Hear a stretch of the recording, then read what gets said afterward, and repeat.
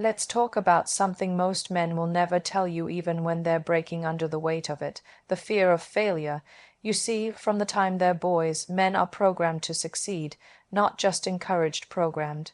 They're told to win, to lead, to conquer, to be the provider, the protector, the man with the answers, and if they fall short, the world doesn't just say try again.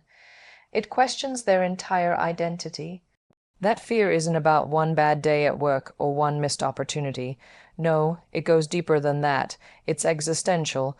It's a voice inside their head that whispers, if you fail, you are nothing. And that's terrifying. I've seen it in the film industry, in my friendships, even in the men I've loved. This invisible pressure to perform perfectly, constantly, without room to breathe, and when they can't, they don't just feel like they've made a mistake. They feel like they are the mistake, and the worst part, they don't feel safe enough to say that out loud. They carry it quietly, the weight of expectations, from their fathers who might have never shown them softness, from their mothers who saw them as the man of the house before they even understood what that meant, from society which measures masculinity in money, muscles, and power. So when a man fails, when he loses a job, struggles financially, or simply doesn't meet the standard he's set for himself, the shame cuts deep. He won't talk about it, he'll go quiet, maybe distant, maybe angry, but underneath there's just fear, fear that he's let someone down, fear that he's not man enough. You know what's tragic? Many women mistake that silence for arrogance, or worse, indifference. But it's not, it's protection. It's a man trying to guard his heart, because deep down he believes that if he shows you the cracks, you'll stop seeing him as strong, and he'd rather break in silence than risk that. But we have a role in this, too. As women, we have immense power not just to love men, but to see them, really see them, and that means recognizing that fear, not judging it. It means knowing that when he feels like a failure, he doesn't need fixing. He needs reminding that his worth is not defined by what he does, but by who he is. And if you can be that reminder, if you can say, hey, it's okay not to win today, or I don't need you to be perfect, I just need you to be real, then you become more than a partner. You become a safe space, and trust me, for a man who's lived in fear of falling, that kind of space is freedom. Here's what we forget. Failure is not the opposite of success. It's a part of it. We all fall. We all stumble, but when men are taught to tie their identity to outcomes, they lose the ability to grow. They stop taking risks, they stop dreaming, and sometimes they stop being themselves. So if you love a man, really love him, don't just celebrate his wins. Stand beside him in his losses. Remind him that he is more than his paycheck, more than his title, more than his fears, because sometimes the strongest thing a man can do is admit that he's scared. And the bravest thing a woman can do is love him anyway. One of the most misunderstood things about men is this: just because they don't say how they feel doesn't mean they don't feel it. In fact, most men feel things just as deeply as women, sometimes even more. But the real struggle, finding the words to express it. From a young age, boys are taught a very specific emotional code. Don't cry, don't show weakness, don't be too soft, be a man. That one phrase has silenced generations of boys before they even understood what emotions are. And the result, they grow into men who are emotionally mute, not because they don't care, but because no one ever taught them how to speak that language. So what do they do with all that emotion? They bury it. They package it into anger or sarcasm or silence. They make jokes when they're hurting. They shut down when they're overwhelmed. They lash out, not because they want to hurt anyone, but because they don't know how else to say, I'm not okay. And you know what's heartbreaking? Many women, not knowing the truth behind the silence, take it personally. He doesn't talk to me. He's so emotionally unavailable. He doesn't care, but often that's not true. He cares, probably more than he can say. The problem isn't that he doesn't want to open up, it's that he's terrified of what will happen if he does. See, for a lot of men, expressing emotion feels dangerous. Vulnerability to them equals weakness. And weakness, they've been told, will cost them respect, power, love, So even when they're drowning inside, they wear a mask, one that says, I'm fine. When they're anything but, it takes courage for a man to be emotionally honest. It takes trust, and most of all, it takes a space where they don't feel judged or emasculated for being human. That's where we come in. As women, we can't force men to open up, but we can invite them. Gently, patiently, and without trying to fix them. Because emotional expression isn't about solving something, it's about sharing something. It's about saying, here's what I'm feeling, and knowing that the world won't crumble because of it. Sometimes the most powerful thing you can do is sit beside a man in silence and let him know you're there, no pressure, no expectations, just presence. Sometimes it's about asking what's really going on and waiting longer than 5 seconds for an answer. Sometimes it's about saying it's okay not to be strong today and really meaning it. Let me tell you, when a man starts to feel safe enough to express what he's been holding in for years, it's like watching a dam break. The relief, the release, the honesty, it's powerful, it's real, and it changes everything. But it only happens when we stop expecting men to be emotional superheroes, when we stop rewarding them for being cold and punishing them for being soft, when we start raising boys to understand that emotions are not the enemy, they are a part of being whole. Because here's the truth, a man who feels deeply is not weak, he is not broken, he is not less of a man. He is fully human, and when we as women create room for that kind of honesty, we don't just help men. We heal something bigger, we shift culture, we raise better sons, we build stronger relationships. And we finally allow men to stop carrying the burden of silence and start speaking the language of the heart. There's this unspoken rule that most men live by, whether they're aware of it or not. The rule says you have to be the protector, you have to be the one who stands in front, who absorbs the blows, who makes sure everyone else is safe even if you're falling apart inside. And that pressure, it's real, it's heavy, and it's almost never talked about. From the moment a boy is told, take care of your sister, or be the man of the house, the seed is planted. It doesn't matter if he's 5 or 50, the message is clear. Your job is to protect, to shield, to solve, to carry, so he grows up believing that love means sacrifice, that his value is measured by how well he can keep pain away from the people he cares about. And that sounds noble, doesn't it? In some ways it is, but when the expectation becomes identity, it starts to hurt, because now he's not allowed to break. He's not allowed to rest. He's not allowed to admit that sometimes he needs protecting too. Here's the thing nobody tells you. The protector gets tired, he gets scared, he doesn't always know what to do, but admitting that, for most men, it feels like failure, it feels like letting everyone down. So they put on a brave face, they say, I've got it. When they don't, they smile, pay the bills, solve the problems, hold it together even if they're crumbling on the inside. What makes it worse is that many of them protect not just from the world, but from themselves. They won't let you see when they're hurting, not because they don't trust you, but because they think their pain will burden you. They think that love means hiding their struggle, not sharing it, and so they suffer in silence. That silence shows up in different ways. He might withdraw. He might overwork himself trying to fix everything. He might act tough, cold, even angry, but that's not the real him. That's the weight of responsibility sitting on his shoulders like armor. And sometimes he's worn it so long he doesn't even know how to take it off anymore. But here's what I've learned. Even protectors need protecting. Even the strongest man needs a place where he can fall apart without fear of being judged. He needs to hear that he's not just loved for what he does, but for who he is, even when he's not performing, even when he's not in control. That's where you come in. As women, we often wait for men to open up, to share, to be vulnerable. But they've been conditioned to believe that vulnerability makes them a liability, not a man. So we have to create the kind of love where they don't have to be the hero all the time. A love where it's okay to say, I'm scared. A love where we remind them, you don't have to carry this alone. Because real partnership isn't about one person always saving the day. It's about taking turns being the strong one. It's about looking each other in the eye and saying, "You've held me up 1,000 times. Let me hold you this time." When we understand the pressure men feel to be the protector, we start to see beyond the surface. We start to understand that the silence, the pride, the control, it's not ego, it's armor. And once we see the man beneath it, we can finally say the words he's been waiting to hear his whole life: "You're safe with me." One of the most fragile truths about men, and one that many won't admit, is how deeply they fear vulnerability.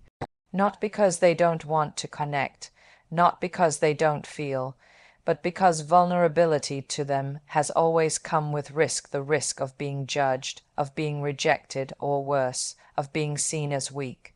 You see, from childhood, boys are taught to toughen up, to put on a straight face when they're hurt, to laugh off pain, to suppress tears, and as they grow older, that habit of hiding their softness becomes a survival skill. They build walls not because they want to push people away, but because they've been taught that emotions are dangerous, especially in the hands of others. So when a man lets someone in, when he shows you the raw, unfiltered, uncomfortable parts of himself, it's not a small thing. It's huge. It means he's trusting you with something he's been trained to protect at all costs, his inner world. But here's the tragedy: far too often that trust has been broken. Maybe it was a partner who used his vulnerability against him in an argument. Maybe it was a parent who told him to get over it. Maybe it was a friend who laughed when he confessed something real. Over time, those moments add up, and soon vulnerability doesn't feel like connection, it feels like exposure. Like danger, like failure, so instead he builds a mask. He becomes the strong one, the quiet one, the stoic one. And behind that mask, there's a man who's dying to be understood but terrified of what will happen if he is. And the irony, so many women want emotional honesty from men. They say, "I just want him to open up." But when he does, they don't always know how to handle it. They panic, they try to fix it, or they unintentionally make him feel small for feeling too much. And so he retreats, not because he doesn't love you, but because he's afraid that if he shows you all of him, the fears, the doubts, the trauma, the softness, you might not love him back in the same way. That fear isn't about you. It's about the world that taught him love is conditional, that real men don't cry, that showing emotion is weakness. But it's not weakness. It's strength in its most honest form. The truth is, every man you meet carries stories he's never told, pain he's never named, longing he's never dared express. And when he starts to trust you with even a piece of that, treat it like the rare, sacred thing it is. Don't interrupt, don't analyze, just listen, make space, let him be messy, let him not have the words, because in those imperfect, vulnerable moments, he's showing you the most human parts of himself. The parts that the world has told him to hide. And here's what's beautiful: when a man feels safe to be vulnerable, everything changes. His connection deepens, his love becomes more expressive, he becomes more grounded, more present, more real. Vulnerability doesn't make him less of a man, it makes him more of a whole person. So if you truly want closeness with the man in your life, show him that it's safe to be seen, that he won't lose your respect by telling the truth. That softness won't cost him your love, it will strengthen it, because when you meet a man's vulnerability with compassion instead of fear, you don't just get his honesty, you get his heart, and that's where the real connection begins. Let's talk about something that eats away at men from the inside, something most of them would never admit: toxic comparisons. It's the invisible measuring tape they carry with them everywhere. The constant voice saying, "You're not enough, not strong enough, not rich enough, not successful enough, not man enough." Everywhere a man looks, he's being compared to the boss who made it big, to the influencer with the perfect body, to the husband next door who just bought a bigger house. And if he's not careful, those comparisons become the lens through which he sees himself. It's exhausting, it's brutal, and it's a battle many men fight in silence. This isn't just about ego, it's about identity. Because society doesn't just let men be, it defines them by external metrics: their salary, their car, their title, their muscles. And in a world obsessed with competition, even love becomes a scoreboard. Is he doing more than the next guy? Is he providing enough? Is he admired enough? So when a man looks around and feels like he's behind, he starts to believe he's failing, even if he's trying his best. Even if he's already doing so much, and that quiet self-doubt, it can turn into resentment, shame, and sometimes even emotional shutdown. Because if you're always told you're not winning, eventually you stop wanting to play. What's worse is how hidden this pain can be. On the outside, he may seem confident, even arrogant, but underneath that is often a deep insecurity, born from years of being compared, judged, and made to feel like he's constantly falling short of some impossible standard. And let's be real, social media doesn't help.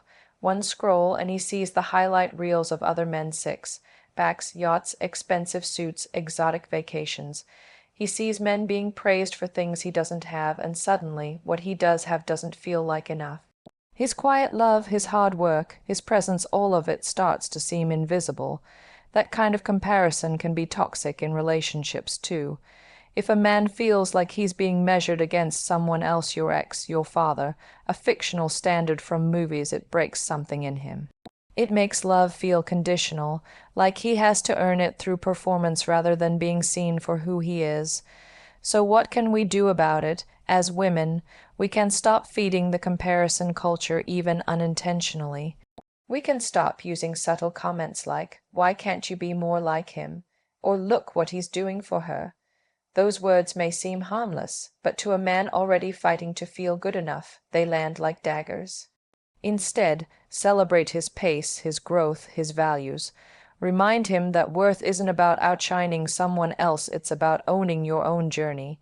Tell him, "I see what you're doing, even when no one else does." That kind of recognition.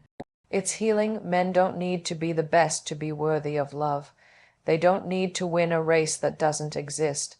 They need to know they are enough just as they are, that their value doesn't come from comparison, but from authenticity. When a man stops comparing, he starts living. He becomes more grounded, more present, more free. And when we stop comparing them too, we allow them the space to grow without shame. Because the truth is, there's nothing more attractive than a man who knows his worth not from the world's applause, but from the quiet confidence of being exactly who he was meant to be. There's a kind of loneliness that men carry that's different. It's not always loud or visible. It doesn't always look like sadness. Sometimes it wears the face of silence, distraction, or a smile that doesn't quite reach the eyes. It's not that they don't have people around them, it's that they often feel they can't really be seen by anyone. And that loneliness, it cuts deeper than most people realize. From the time they're young, boys are taught to be self-reliant, don't cry, man up, handle it. And so they grow into men who feel like they have to go through everything alone. They don't reach out, they don't ask for help, even when they're hurting, even when they're drowning, because somewhere along the way they were taught that needing support is a sign of weakness that real men don't lean, they carry. But here's what we don't talk about enough. Human beings are wired for connection, all of us. And when that connection is missing, when a man feels like there's no one he can really open up to, it creates a quiet kind of suffering. He can be surrounded by family, by coworkers, by even a partner, and still feel completely alone. Not because he isn't loved, but because he doesn't feel understood. This kind of loneliness is dangerous. It builds walls, it numbs emotions, it makes men retreat into themselves, into work, into distractions, into silence, and the worst part, most people won't notice until it's too late, until the relationship is distant, until the smile disappears, until something breaks. We live in a world that celebrates independence, especially for men. But independence without intimacy becomes isolation, and the more a man isolates, the harder it becomes to let anyone in. He forgets how to express what he's feeling. He doubts whether anyone would even care if he did. So he keeps everything inside until that emotional pressure becomes unbearable. What makes this worse is how little space men are given to talk about it. If a man says he's lonely, people look at him like he's weak, like he should be tougher, like something's wrong with him. But nothing's wrong, he's human. The only thing wrong is the culture that convinced him he shouldn't feel this way. Loneliness doesn't mean a man is broken. It means he's been carrying too much for too long without anyone truly hearing him. It means he's had to be strong for everyone else, and somewhere along the way, no one stopped to ask how he was really doing. That's where we as women, as partners, as sisters, as friends can change things. We don't have to fix his loneliness, but we can be present with it. We can notice when he's pulling away. We can remind him that he's allowed to need connection too. That talking isn't weakness. That he doesn't have to go through life pretending he's okay just to be respected. Sometimes it's about creating space for quiet, honest moments. Not forcing him to talk, but letting him know you'll be there when he's ready. Sometimes it's just saying, I see you. You don't have to carry it alone. Because the truth is, even the strongest men get lonely. Even the most successful, confident, composed men want to feel known not for what they do, but for who they really are. And when they finally feel safe enough to be open, to be raw, to be seen, that's when healing begins. Loneliness doesn't make a man less. It makes him real, and real connection, the kind that says you're not alone. That's what every man deserves.